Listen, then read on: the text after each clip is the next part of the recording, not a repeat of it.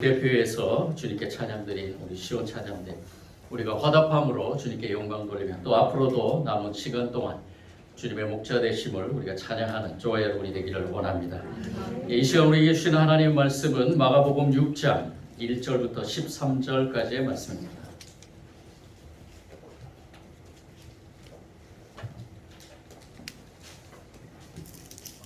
오늘 이 예배를 통해서 저와 여러분에게 주시는 하나님의 말씀입니다. 한 절씩 교독할 때 주님의 음성 듣기를 원합니다. 예수께서 거기를 떠나 고향으로 가시니 제자들도 따르니라.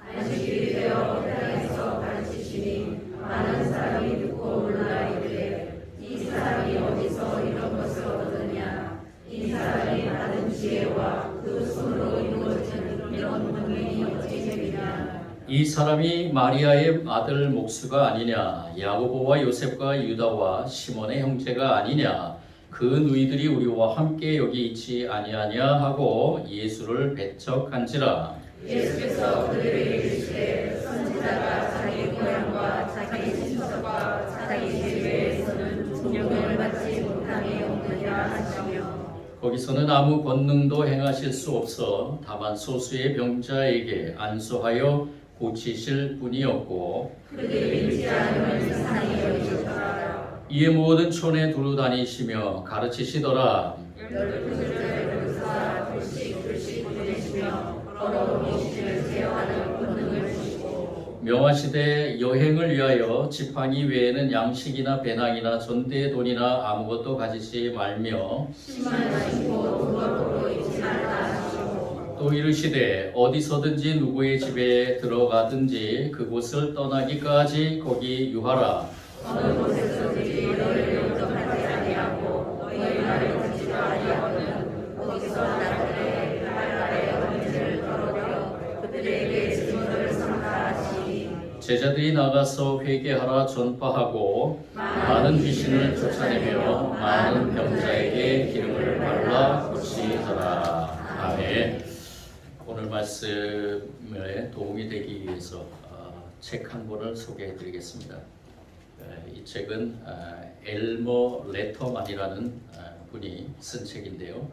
이 엘머 레터만이라는 분은 미국에서 전설적인 그러한 보험왕입니다.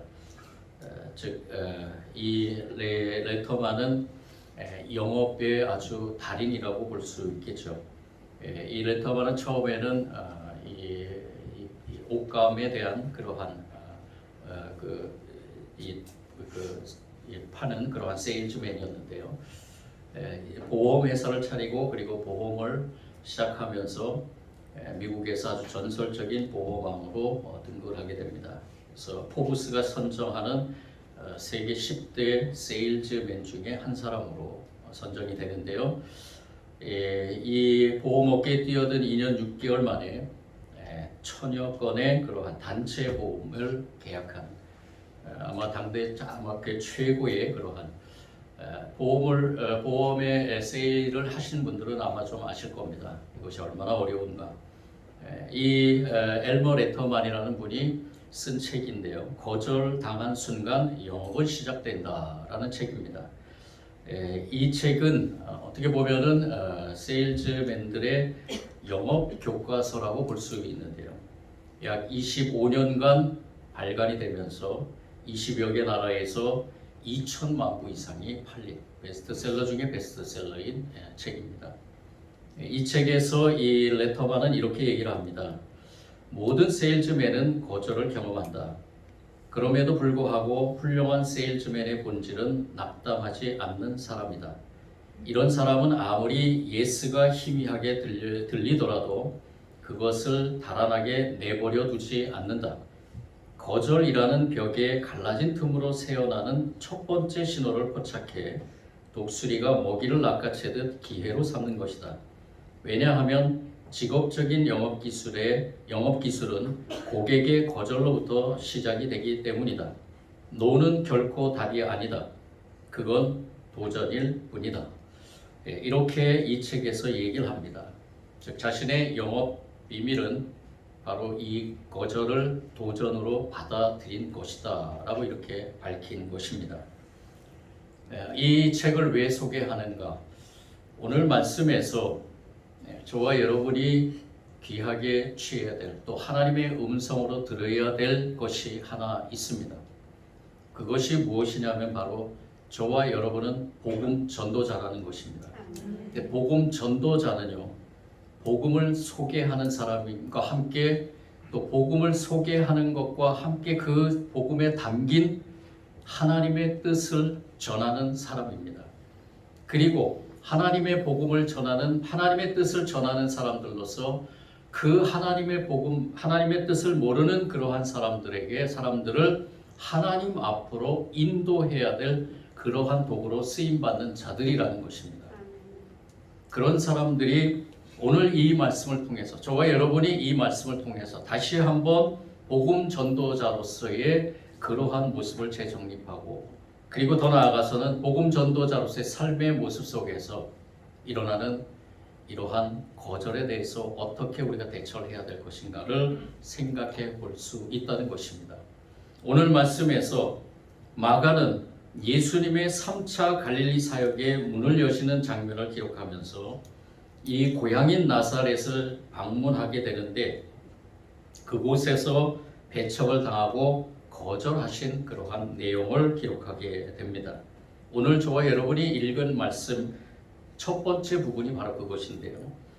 이 예수님께서 이 나사렛이라는 자신의 고향을 방문하시고, 그리고 그 고향에서 이 많은 사람들을 하나님의 뜻을 깨닫게 하기 위해서, 즉 복음을 전하기 위해서, 당신 자신이 복음이지만은 그 당신 자신의 복음을 진정으로 구약의 말씀에서부터 선포된, 예언자들로부터 선포된 그 말씀을 올바로 해석해 드리기 위해서 이 유대인들을 향해서 예수님께서는 회당에 들어가셨던 것입니다. 예수님이 그냥 회당에 들어가신 것이 아니라 예수님은 당신의 사명인 복음을 전하기 위해서, 즉 자신이 메시아이고 그리고 하나님의 아들이고 그리고 이 땅의 모든 인류를 위해서, 첫 번째는 유대인들을 위해서 예수님께서 이 땅에 오셨다는 것을 선포하며 가르치기 위해서 회당으로 들어가셨던 것입니다. 오늘 말씀에서 나오지만 예수님께서 회당에서 가르치시니라는 이 말씀이 바로 그러한 뜻이 담겨 있는 것입니다. 예수님께서는 그냥 회당에 가신 것이 아니라, 습관적으로 회당에 가신 것이 아니라 바로 이 복음인 하나님의 뜻, 당신이 메시아인 것을 선포하기 위해서 회당에 들어가신 것입니다. 그것을 모르는 유대인들을 비롯한 모든 사람들, 전 인류를 향해서 예수님께서는 이렇듯 당신이 복음 되심을 선포하고 있는 것입니다. 그런데 예수님은 이전에도 당신의 그 고향에 가셔서 복음을 전한 것을 우리는 보게 됩니다. 오늘 말씀에 나오지 않지만은 이 평행 구절의 말씀을 소개하는 누가복음 4장 16절에서 30절 말씀에 똑같은 그러한 사건이 등장하는데, 이 사건 뒤에는 예수님이 자칫 잘못하면은 죽임을 당할 뻔한 그러한 사건까지 기록하고 있습니다. 누가는. 그래서 어떤 사람들은, 신학자들은 이 기록과 누가복음 4장 16절에서 30절의 기록은 조금의 시간차가 있을 것이다라고 얘기를 합니다. 즉 누가는 이전에, 그러니까 마가가 기록한 이 복음의 말씀이 기초가 되지만은 이전에 먼저 이 예수님이 나사렛 당신의 고향에 가셔서 똑같은 행위를 하셨다라는 것입니다. 똑같이 회당에서 가르치시고, 그리고 그 가르침에서 이 유대인들을 향해서 당신이 복음으로서 이 땅에 하나님의 아들로서 메시아이심을 가르쳤다는 것이죠. 즉 무엇을 얘기하느냐? 예수님은 당신이 고향에서 배척을 당하시더라도 계속해서 나사렛 당신의 고향에 가셔서 복음을 전했다는 것입니다. 거절을 당해서도 예수님은 그곳으로 가셨다는 것이죠. 누가나 마가가 선포하는 이 평행 구절의 말씀 속에서는 이러한 의미가 담겨 있다는 것입니다. 이전에 나사렛을 방문했을 때 낭떠러지에서 밀쳐 죽이려 했던 일이 있었음에도 불구하고 예수님은 거듭해서 고향을 방문하신 것이라는 것입니다. 그 이유는 단 한 가지입니다. 바로 한 영혼이라도 구원받기 하기 위한 예수님의 복음 사역의 열정이라는 것이죠. 거절을 당하더라도 가는 것입니다. 그런데 그 거절이라는 것이 당신의 그 고향 사람들의 그 거절이라는 것이 어쩌면 다른 해석으로 당신에게 다가올 수 있겠지만은 예수님은 그곳에 개의치 않고 또다시 그곳으로 가셔서 회당에서 복음을 전한 것입니다. 하나님의 뜻을 가르치신 것이죠. 그런데 이 회당에서 들은 사람들이 놀라죠.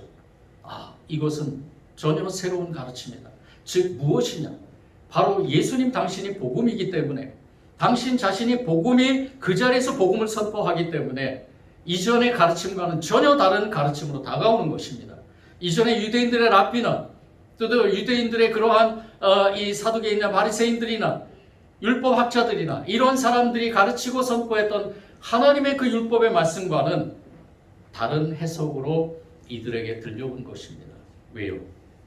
그 전부 그 핵심이 바로 예수 그리스도를 가르치는 거기 때문에, 당신이 그 자리에 서서 당신 자신을 선포하시는 것이기 때문에 그곳에 있는 많은 유대인들이 새로운 깨달음에 놀라게 되고, 그리고 그 놀라는 과정에서 이가 목수의 아들이 아니냐, 마리아의 아들이 여인의 아들이 아니냐, 자신들과 같이 자라났던 그러한 예수가 아니냐, 오늘 말씀에 나오는 것처럼 이 예수의 형제들을 얘기를 하면서요, 야고보와 요셉과 유다와 시몬의 형제가 아니냐, 이렇게 말하면서 예수님의 그 가르침에는 귀 기울이는 것이 아니라 깨달음에 놀랬을 뿐이지, 그 놀란 반응에서 이들이 나타나는 것은 하나의 선입견으로 인한, 편견으로 인한 배척, 거절의 모습이 다가왔다는 것입니다. 이들의 반응은 예수님을 배척하는 것이었죠. 예수님의 가르침에 대해서 거절하는 것이었습니다. 무엇이 이들로 배척하고 거부하게 했던 것일까?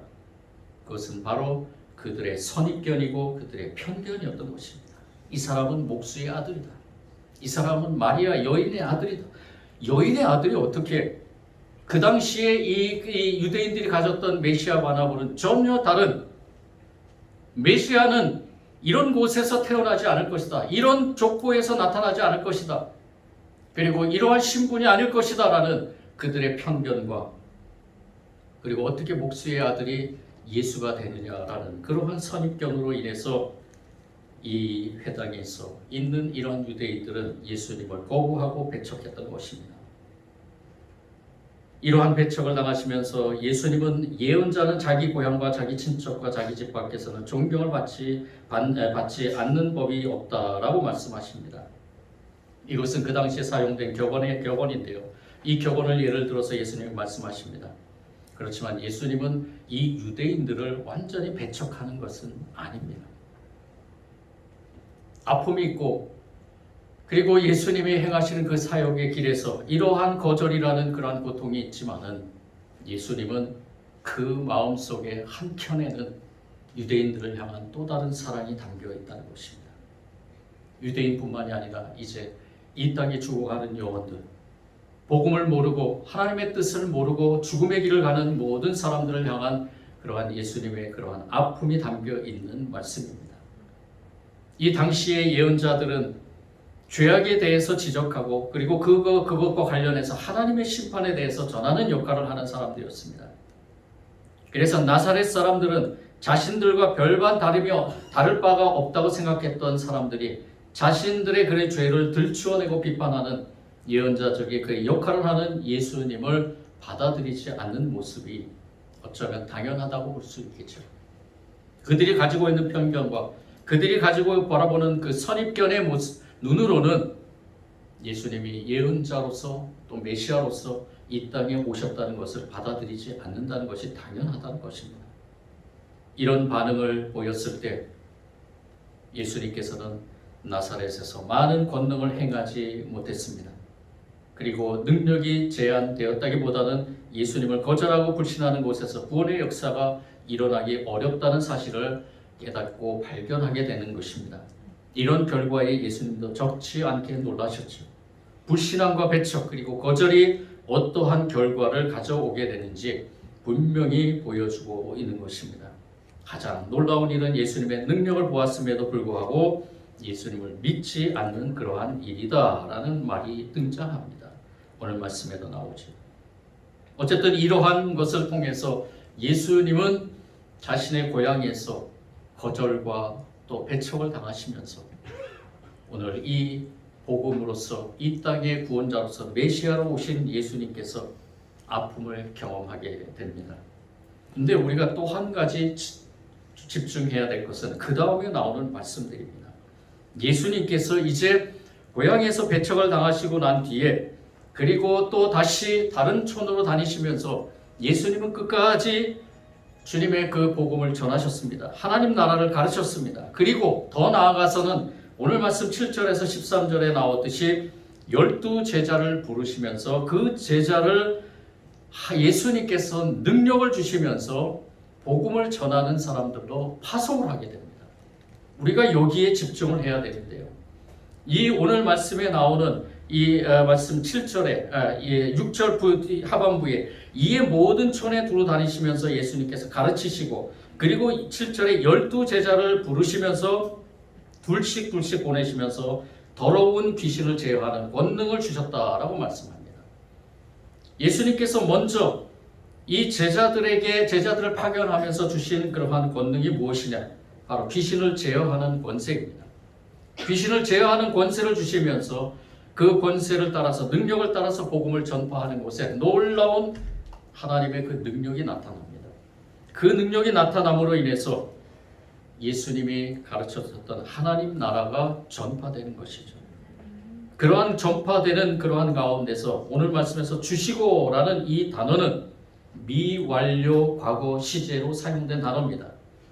일회적으로 받는 것이 아니라 세상 끝날까지 지속적으로 계속해서 부여하신다는 의미로 담긴 것입니다. 즉 제자들이 가는 곳마다 제자들이 가는 시간에 제자들이 만나는 모든 사람들 그것이 단 일회적이 아니라 제자들이 있는 시간마다 제자들이 있는 그 장소마다 제자들이 만나는 사람들마다 이러한 권능이 나타났다는 것이죠. 그 권능의 밑받침이 무엇이냐? 바로 복음을 전하는 전도자이었기 때문입니다. 제자들이 가는 곳은 이 제자들이 전도자로서 가는 것입니다. 제자들이 가는 지역은 이 제자들이 전도자로서 가는 지역입니다. 제자들이 만나는 사람은 바로 제자들이 전도자로서 만나는 그러한 사람들입니다. 그렇다면 그 제자들의 입에서는 무엇이 나옵니까? 복음이 나오죠. 예수님이 나오죠. 예수님이 메시아임을 선포하죠. 그리고 하나님 나라를 선포합니다. 이러한 제자들의 사역, 이러한 제자들의 사명 가운데서 놀라운 하나님의 역사, 바로 치유와 회복의 역사, 구원의 역사가 이루어지게 됩니다. 그런데 중요한 것은 그 다음에 하신 예수님의 말씀입니다. 예수님께서 10절 말씀이죠. 우리 10절 말씀, 11절 말씀 다 같이 한 번 더 읽어보겠습니다. 시작. 또 이르시되 어디서든지 누구의 집에 들어가거든 그곳을 떠나기까지 거기 가라. 어느 곳에서든지 너희를 영접하지 아니하고 듣지도 아니하거든 거기서 나갈 때에 발 아래 먼지를 털어버려 그들에게 증거를 삼으라 하시니 아멘. 예수님께서 제자들을 파견하시면서 첫 번째 주신 것은 하나님의 권능입니다. 권세입니다.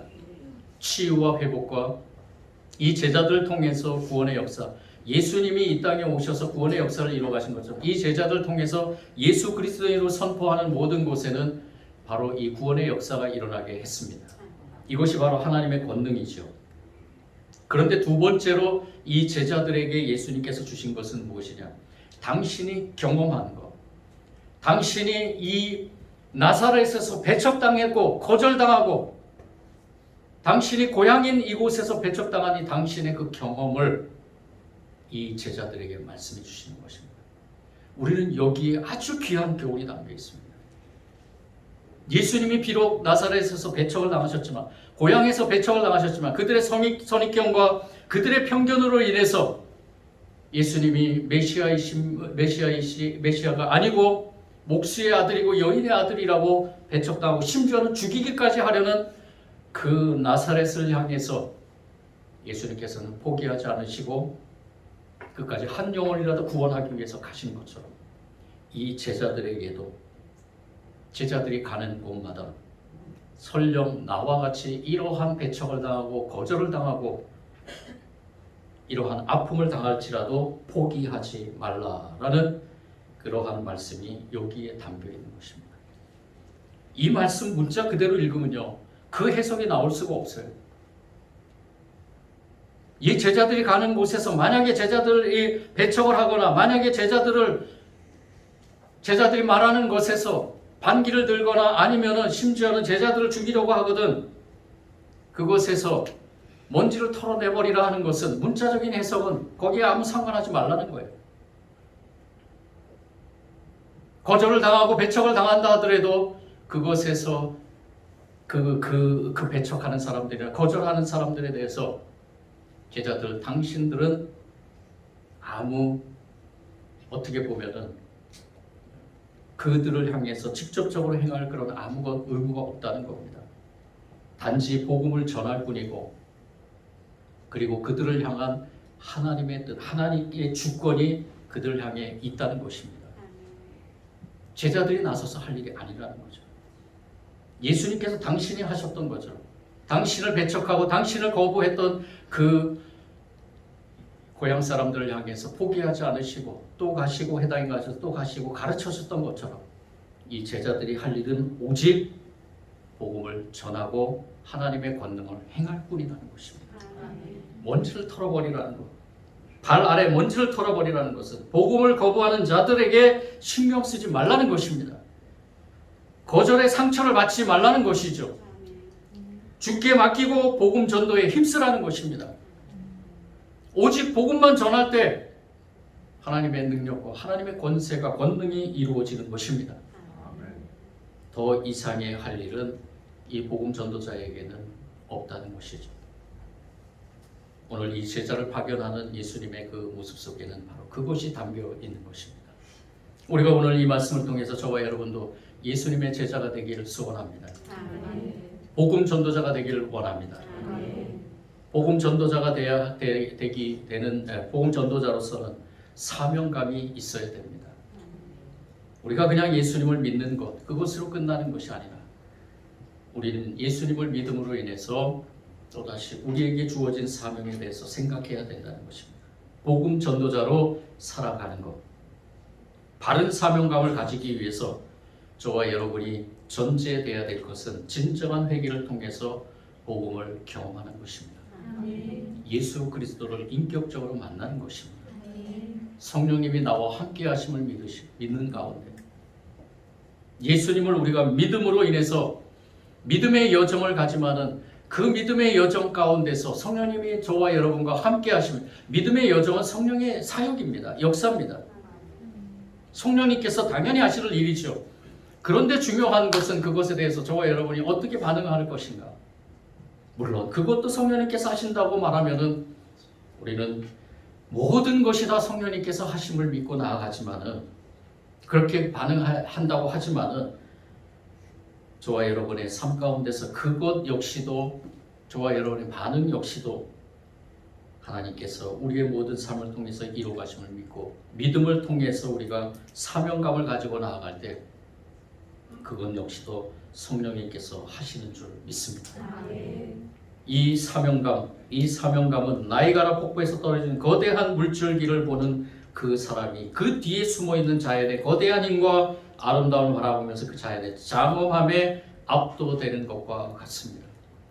사명감을 가진 사람들에게는 이러한 능력이 임하게 되는 것입니다.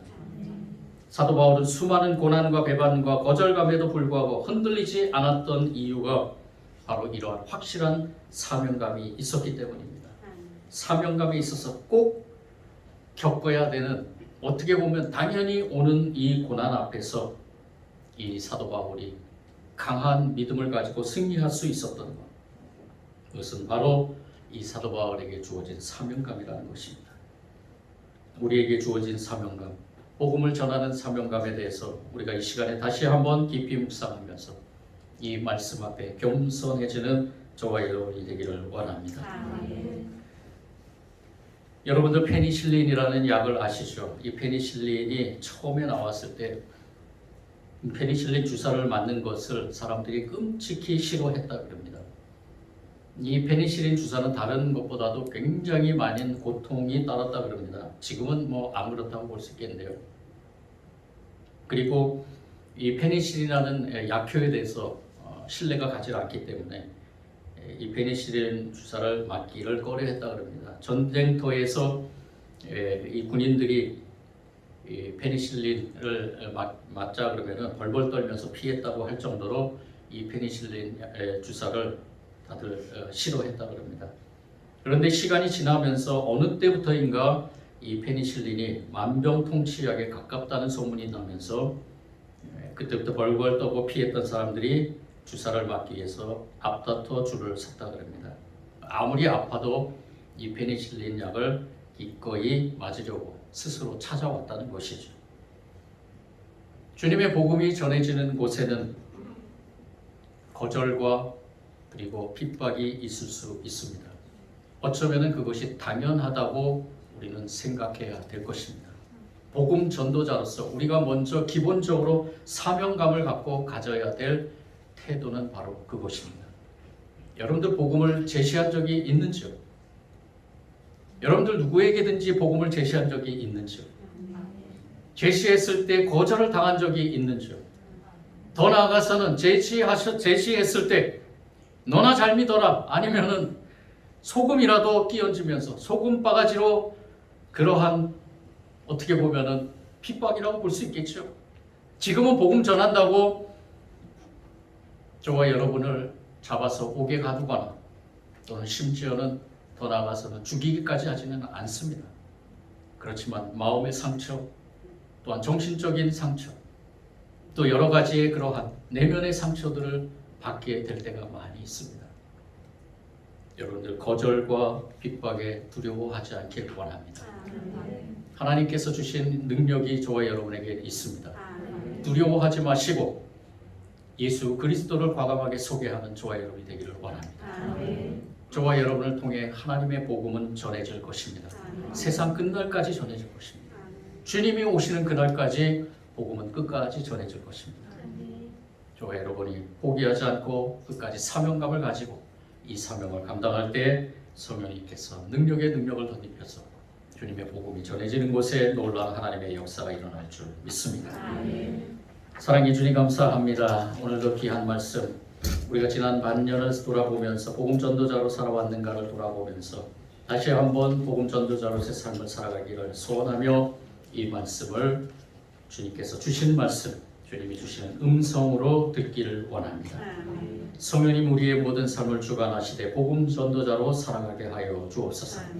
때로는 우리가 전하는 곳에 또 전하는 사람들에게 거절도 당하고 또한 아픔을 당하는 상황도 벌어질지 모르지만 그때 주님께서 그 경험했던 그러한 것들을 우리가 묵상하면서 그래도 끝까지 포기하지 않고 주님의 복음을 전하는 우리 모든 성도들이 다 되게 하여 주옵소서.